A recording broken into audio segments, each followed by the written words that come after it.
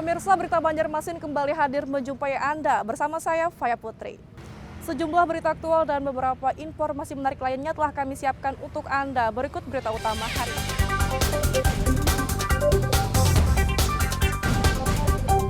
Pembunuhan pedagang es krim keliling di Kabupaten Banjar direkonstruksi.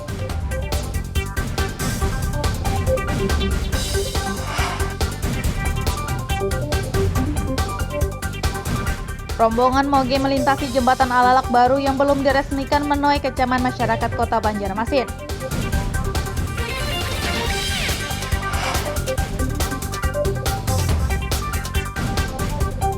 Wisata Siring Banjarmasin kerap menjadi tempat tawuran bagi para remaja.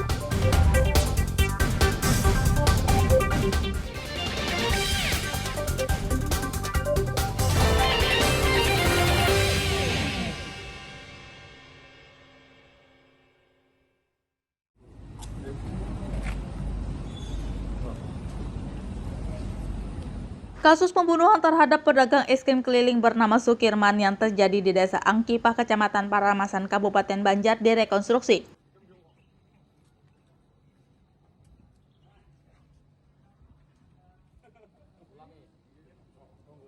Rekonstruksi digelar di Mapolres Banjar pada akhir pekan lalu. Dalam kegiatan rekonstruksi ini, para tersangka memperagakan 62 adegan reka ulang saat mereka menghabisi nyawa korban Sukirman. Sebelumnya, pedagang es krim keliling itu ditemukan tewas terkubur dengan tubuh penuh luka bacokan senjata tajam di Desa Angkipah, Kecamatan Paramasan, Kabupaten Banjar pada 26 April lalu, dengan satu anak di bawah umur berinisial ARD. Usai pembunuhan, ketiganya menguburkan jasad korban untuk menghilangkan jejak. Namun penguburan jasad korban melibatkan dua orang tua mereka berinisial MH dan WR. Kasat Reskrim Polres Banjar Ibtu Franciscus Manaan mengatakan, motif tersangka membunuh korban karena marah lantaran korban menolak ketiga tersangka berhutang es krim. Awalnya si anak ini ada hutang es krim, Pak. Mau ngutang lagi tidak diberikan, maka terjadilah pembunuhan tersebut. Nah, kebetulan ada uangnya, langsung diambil uangnya sekalian. Pak, dalam rekonstruksi tadi begitu katakanlah sadis dia menghabisi korban, itu dari pasal ada perencanaan atau gimana? Oh, untuk perencanaan tidak ada. Dari hasil penyidikan kami tidak menemukan perencanaan dari mereka karena awalnya memang cuma makan es dan ngutangnya saja, Pak. Sampai keterlibatan orang tua anak itu, Pak? Pada saat selesai melakukan tindak pidana yang dilaksanakan mereka bertiga, mereka menyampaikan kepada orang tua mengakui bahwa mereka telah melakukan perbuatan itu, sehingga orang tuanya gimana cara membantu anaknya. Mungkin naluri sebagai seorang bapak, sehingga dibantulah anaknya dengan mungkin menguburkan korban di TKP yang teman-teman. Berapa orang tua yang terlibat? Dua, Bapak.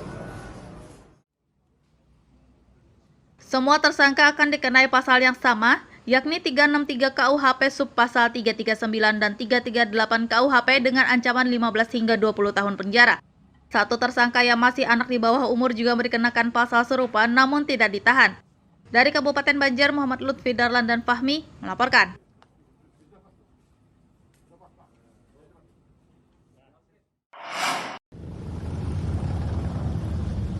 Video viral di media sosial mengenai rombongan motor gede atau moge yang dikawal polisi melintasi jembatan Alalak baru menuai kecaman masyarakat Kota Banjarmasin.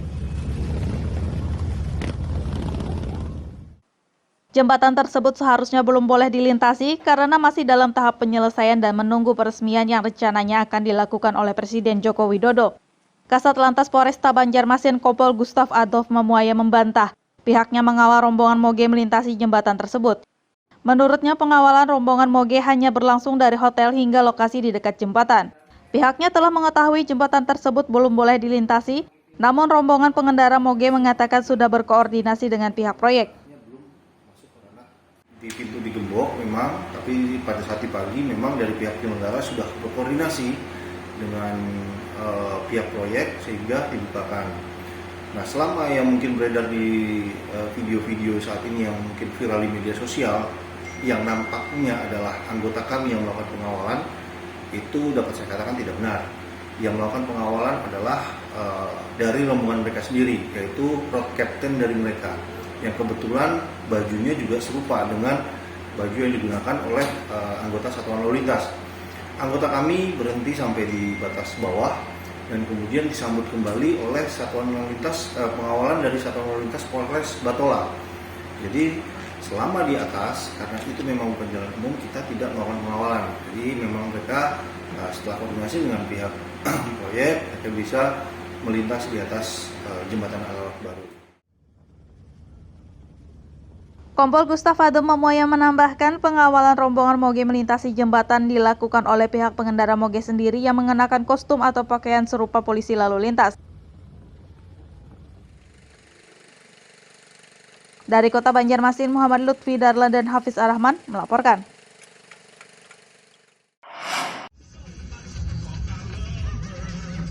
Objek wisata Siring di kawasan Kapten Pirtandean, Banjarmasin Tengah kerap menjadi lokasi tawuran remaja.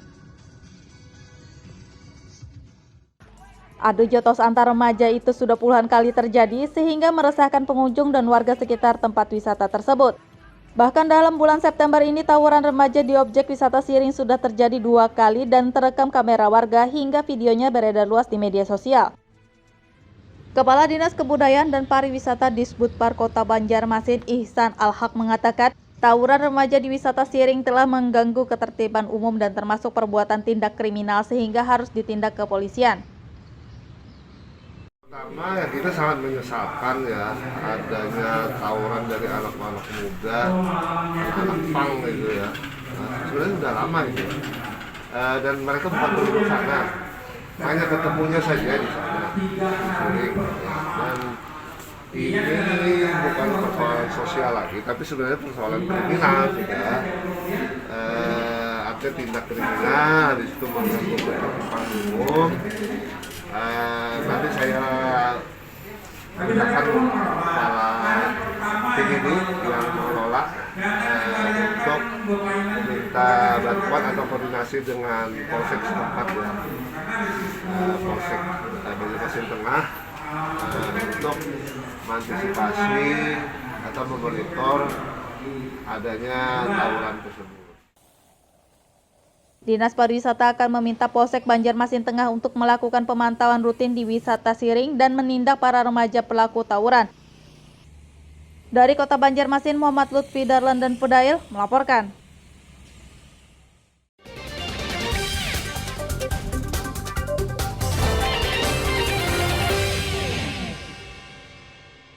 Pemirsa, masih bersama kami dalam Berita Banjarmasin. Bagi Anda yang baru bergabung, berikut Berita Banjarmasin utama hari ini.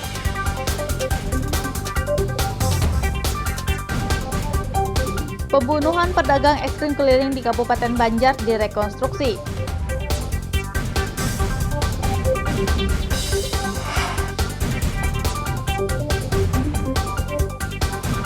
Rombongan moge melintasi jembatan Al-Alaq baru yang belum diresmikan menuai kecaman masyarakat Kota Banjarmasin.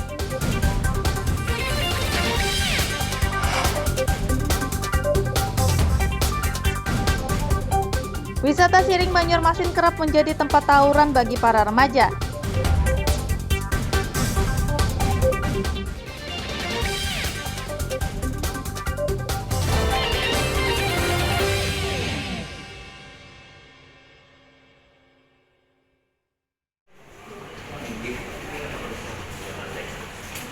Jumlah pasien COVID-19 yang dirawat di Rumah Sakit Umum Daerah RSUD Sultan Suryansa Banjarmasin berkurang.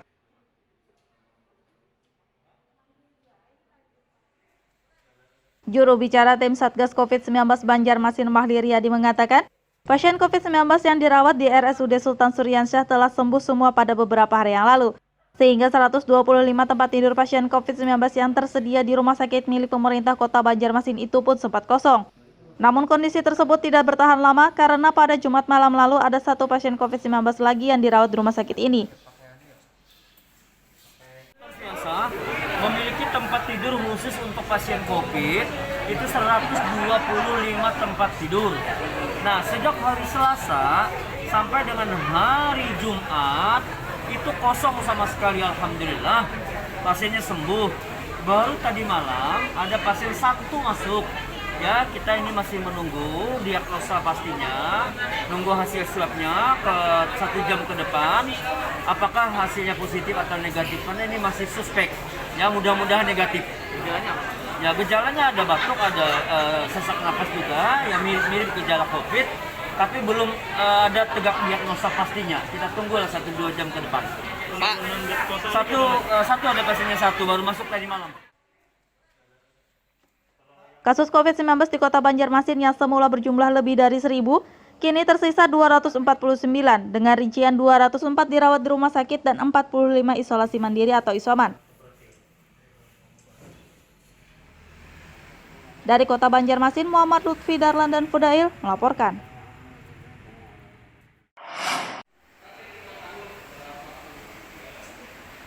Fasilitas ramah disabilitas netra atau Radista kini sudah tersedia di Rumah Sakit Umum Daerah RSUD Sultan Suryansah Banjarmasin. Fasilitas berupa guiding block atau blok penunjuk bagi penyandang disabilitas netra itu diresmikan pada akhir pekan lalu. Sejumlah warga penyandang disabilitas netra Kota Banjarmasin hadir di RSUD Sultan Suryansah untuk merasakan langsung fasilitas tersebut. Salah satu warga disabilitas netra, Rian, mengatakan, fasilitas Radista yang ada di RSUD Sultan Suryansah harus disesuaikan, karena menurutnya balok penunjuk itu berukuran terlalu sempit. Di samping yang pertama kan guiding block ini sudah ada, kami memerlukan lagi perhatian khusus dari para petugas yang ada di sini. Karena guiding block ini kan masih ada cukup juga. Yang paling utama itu kan perhatian khusus dari staf-staf yang ada di sini. Pelayanannya mungkin ya Pak ya. Dan orang kayak kami ini harus komunikasi lah. Jadi bubuhan para petugas di sini harus rajin berkomunikasi dengan kami supaya kalau kami ada di sini itu betul-betul nyaman segala sesuatunya.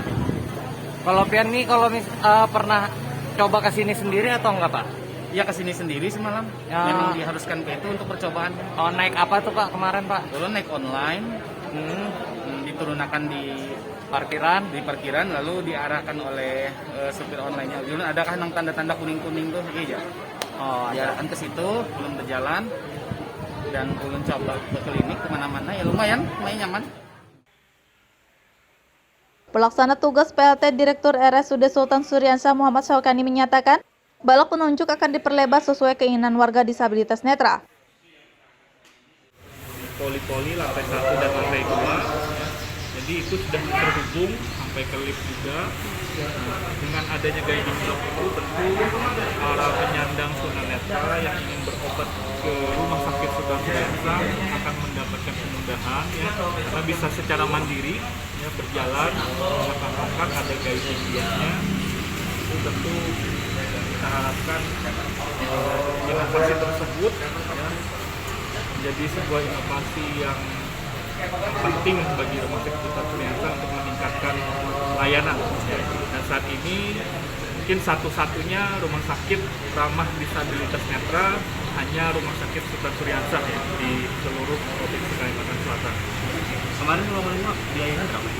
Biayanya 198 juta dari dana pusat.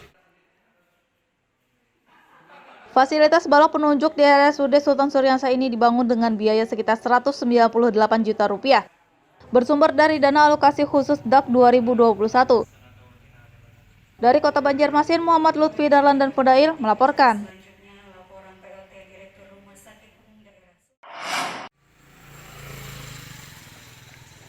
Rumah Banjar di kawasan 9 November Banu Anyar Banjarmasin Tengah diusulkan menjadi salah satu cagar budaya oleh pemerintah Kota Banjarmasin. Pemilik rumah Banjar Nur Hayani mengatakan, rumah tersebut dibangun oleh kakeknya pada tahun 1842 silam. Meski sudah berusia ratusan tahun, bangunan rumah ini masih kokoh dan tak pernah diperbaiki atau direnovasi. Mulai tahun berapa pen begana nggih? Mulai rumahnya ya mulai 1842. Oh, pen sudah di sini lah. Tapi kada tahu lah lawas membangun tuh atau setahun kada tahu itu. Jadi pembakar bahari. Pembakar bahari itu luas kalau anunya sampai ke pasar lama atau jadi ayah itu Sungai Bangkong, sungai tadi mana-mana Kalau luas. IPN itu pembakaran di Gunung Anyar sebutannya. Bukan di Gunung Anyar, Pengambangan bahari. Pengambangan. Jadi sebutannya pembakar pengambangan. Ini mulai hanya yang berdiri di sini sudah kayak gitu bangunan. Kayak ini, Bang, kada ada bawa-bawa. Penetapan Rumah Banjar ini menjadi salah satu cagar budaya Kota Banjarmasin masih menunggu hasil kajian dari tim ahli cagar budaya. Dari Kota Banjarmasin, Muhammad Lutfi Darlan dan Fudail melaporkan.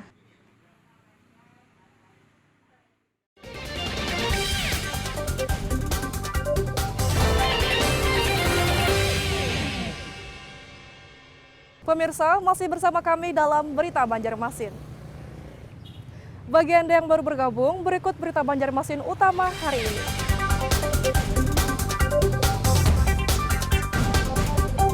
Pembunuhan pedagang es krim keliling di Kabupaten Banjar direkonstruksi.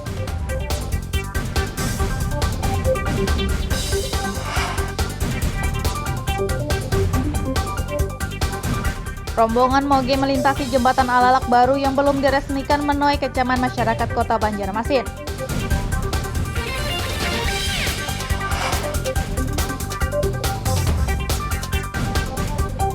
Wisata Siring Banjarmasin kerap menjadi tempat tawuran bagi para remaja.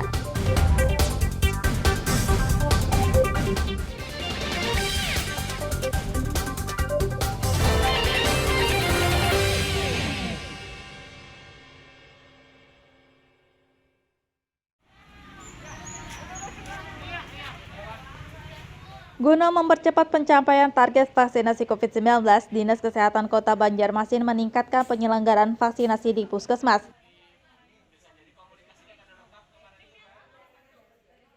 Vaksinasi COVID-19 di 26 Puskesmas Kota Banjarmasin yang semula digelar hanya untuk 100 orang per harinya, kini ditingkatkan menjadi 200 orang per harinya. Kepala Dinas Kesehatan Kota Banjarmasin Mahliryadi mengatakan, peningkatan vaksinasi COVID-19 di Puskesmas bertujuan untuk mempercepat pencapaian target vaksinasi. Menurutnya, dengan tercapainya target vaksinasi COVID-19, maka PPKM level 4 di Kota Banjarmasin bisa turun ke level 3. Saat ini capaian target vaksinasi COVID-19 Kota Banjarmasin di angka 43,64%. Sedangkan target vaksinasi agar PPKM turun ke level 3 harus lebih dari 50%. Itu 200 standar minimalnya, sehingga kita bisa mentargetkan ya sehari minimal kita bisa mencapai 4.000 sampai dengan 4.500 sehari di Kota Banjarmasin bersama-sama dengan TNI Polri. Kalau sampai dengan saat ini jumlah capaian kita di Kota Banjarmasin sampai dengan hari kemarin sudah 43%, dan kita yakin hari ini akan terdongkrak dengan kegiatan-kegiatan yang digelar oleh teman-teman BEM ini, dan juga di Puskesmas hari ini standar minimal kita tadi 200. Ya, insya Allah kita sudah akan mencapai 45% dalam minggu ini. Itu yang kita harapkan, dan sisa 7% untuk meraih relaksasi level kita harapkan dalam kurun waktu 10 hari ke depan sudah bisa kita raih di atas 50%. Selain meningkatkan vaksinasi COVID-19 di Puskesmas, Dinas Kesehatan Kota Banjarmasin juga membuka gerai vaksinasi baru. Gerai vaksinasi yang dibuka di kantor Dinas Kesehatan Banjarmasin itu akan melayani pemberian vaksin COVID-19 untuk 250 orang per harinya. Dari Kota Banjarmasin, Muhammad Lutfi Darlan dan Fudail melaporkan.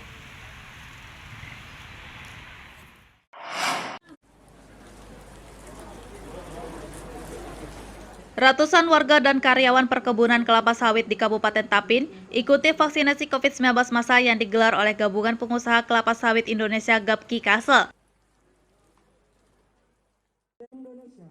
Vaksinasi COVID-19 digelar pada akhir pekan lalu di salah satu perusahaan perkebunan kelapa sawit di kawasan Hauling, Desa Pandahan, Tapin Tengah.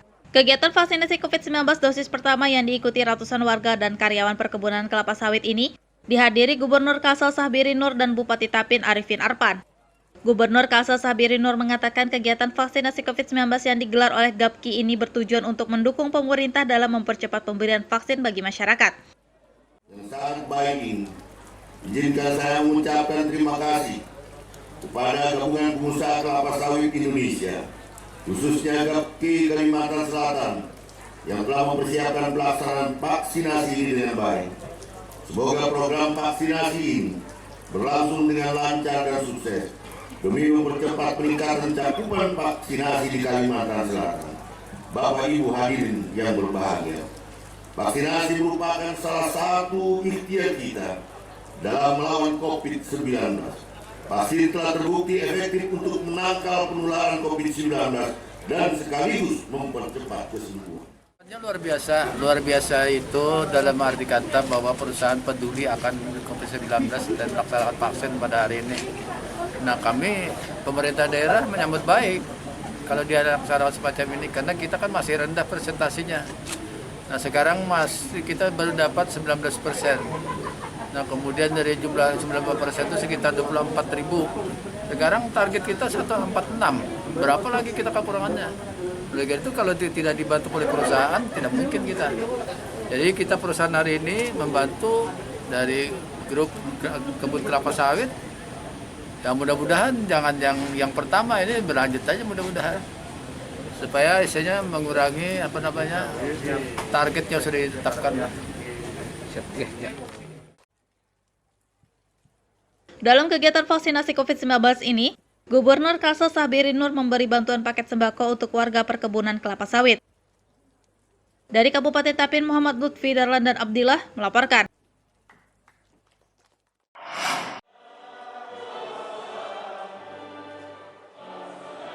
...156 peserta ikuti turnamen catur rektor Cup ke-6 tahun 2021 yang digelar Universitas Lambung Mangkurat ULM.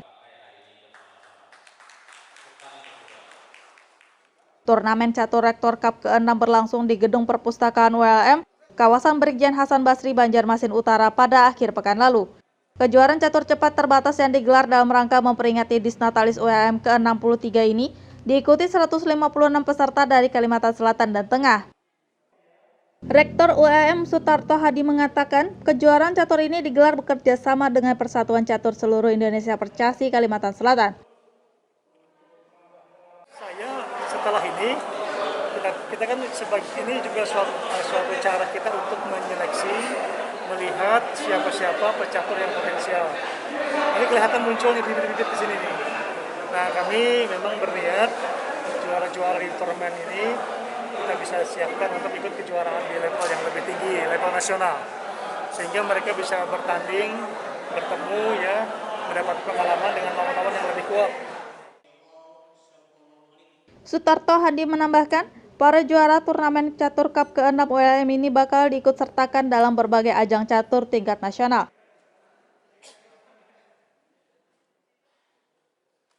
Dari Kota Banjarmasin, Muhammad Lutfi Darlan dan Ahmad Fauzi melaporkan.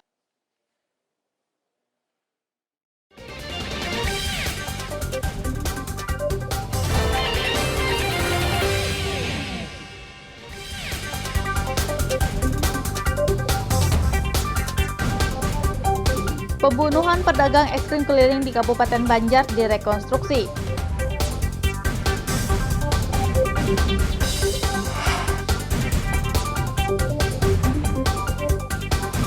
Rombongan moge melintasi jembatan Alalak baru yang belum diresmikan menuai kecaman masyarakat Kota Banjarmasin.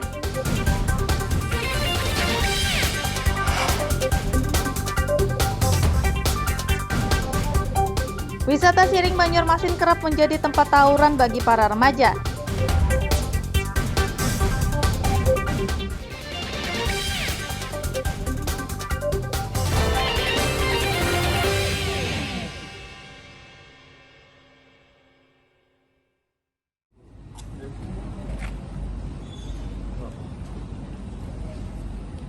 Kasus pembunuhan terhadap pedagang es krim keliling bernama Sukirman yang terjadi di Desa Angkipah, Kecamatan Paramasan, Kabupaten Banjar direkonstruksi.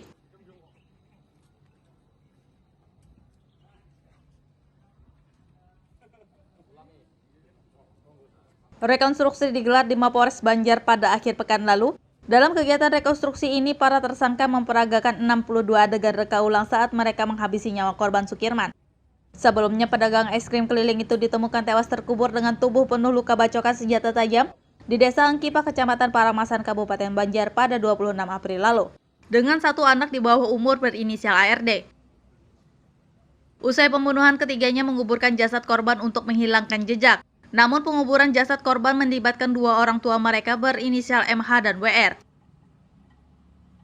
Kasat Reskrim Polres Banjar Ibtu Franciscus Manaan mengatakan, motif tersangka membunuh korban karena marah lantaran korban menolak ketiga tersangka berhutang es krim. Awalnya si anak ini ada hutang es krim, Pak. Mau ngutang lagi tidak diberikan, maka terjadilah pembunuhan tersebut. Nah, kebetulan ada uangnya, langsung diambil uangnya sekalian. Pak, dalam rekonstruksi tadi begitu katakanlah sadis dia menghabisi korban, itu dari pasal ada perencanaan atau gimana? Oh, untuk perencanaan tidak ada. Dari hasil penyidikan kami tidak menemukan perencanaan dari mereka karena awalnya memang cuma makan es dan ngutangnya saja, Pak. Sampai keterlibatan orang tua anak itu, Pak? Pada saat selesai melakukan tindak pidana dan dilaksanakan mereka bertiga, mereka menyampaikan kepada orang tua mengakui bahwa mereka telah melakukan perbuatan itu, sehingga orang tuanya gimana cara membantu anaknya. Mungkin naluri sebagai seorang bapak, sehingga dibantulah anaknya dengan mungkin menguburkan korban di TKP yang pemakaman. Berapa orang tua yang terlibat? 2, Bapak. Semua tersangka akan dikenai pasal yang sama, yakni 363 KUHP subpasal 339 dan 338 KUHP dengan ancaman 15 hingga 20 tahun penjara. Satu tersangka yang masih anak di bawah umur juga dikenakan pasal serupa namun tidak ditahan.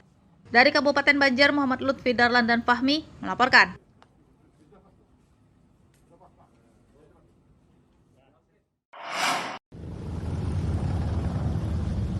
Video viral di media sosial mengenai rombongan motor gede atau moge yang dikawal polisi melintasi jembatan Alalak Baru menuai kecaman masyarakat Kota Banjarmasin.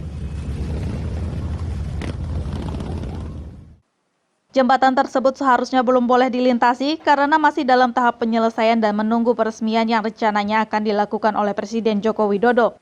Kasat Lantas Polresta Banjarmasin Kompol Gustaf Adolf Mamuaya membantah pihaknya mengawal rombongan moge melintasi jembatan tersebut. Menurutnya pengawalan rombongan moge hanya berlangsung dari hotel hingga lokasi di dekat jembatan. Pihaknya telah mengetahui jembatan tersebut belum boleh dilintasi, namun rombongan pengendara moge mengatakan sudah berkoordinasi dengan pihak proyek. Di pintu digembok memang, tapi pada saat pagi memang dari pihak penyelenggara sudah berkoordinasi dengan pihak proyek sehingga dibukakan. Nah, selama yang mungkin beredar di video-video saat ini yang mungkin viral di media sosial, yang nampaknya adalah anggota kami yang melakukan pengawalan, itu dapat saya katakan tidak benar. Yang melakukan pengawalan adalah dari rombongan mereka sendiri, yaitu road captain dari mereka, yang kebetulan bajunya juga serupa dengan baju yang digunakan oleh anggota Satuan Lalu Lintas. Anggota kami berhenti sampai di batas bawah dan kemudian disambut kembali oleh Satuan Lalu Lintas, pengawalan dari Satuan Lalu Lintas Polres Batola. Jadi selama di atas, karena itu memang bukan jalan umum, kita tidak melakukan pengawalan. Jadi memang mereka setelah koordinasi dengan pihak proyek, mereka bisa melintas di atas jembatan Alalak Baru. Kompol Gustaf Adolf Mamuaya menambahkan pengawalan rombongan moge melintasi jembatan dilakukan oleh pihak pengendara moge sendiri yang mengenakan kostum atau pakaian serupa polisi lalu lintas. Dari Kota Banjarmasin, Muhammad Lutfi Darlan dan Hafiz Ar-Rahman melaporkan.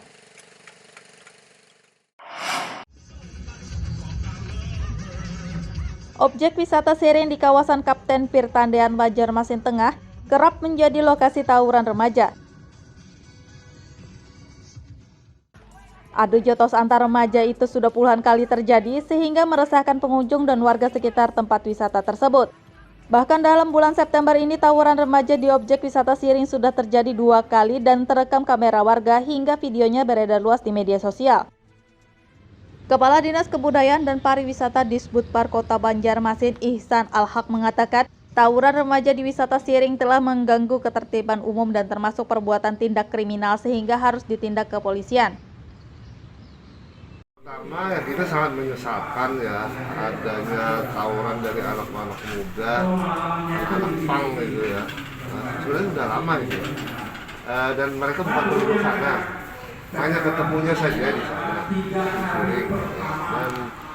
Dan ini bukan persoalan sosial lagi, tapi sebenarnya persoalan kriminal sudah. Ada tindak kriminal di situ mengganggu ketertiban umum. Nanti saya mintakan para tim ini yang mengelola untuk meminta bantuan atau koordinasi dengan polsek setempat ya, polsek Banjarmasin Tengah untuk mengantisipasi atau memonitor adanya tawuran tersebut. Dinas Pariwisata akan meminta Polsek Banjarmasin Tengah untuk melakukan pemantauan rutin di wisata Siring dan menindak para remaja pelaku tawuran. Dari Kota Banjarmasin, Muhammad Lutfi Darlan dan Pudail melaporkan. Pemirsa, informasi tadi sekaligus menutup perjumpaan kita kali ini. Saya Faya Putri beserta redaksi mengucapkan selamat beraktivitas, sampai jumpa.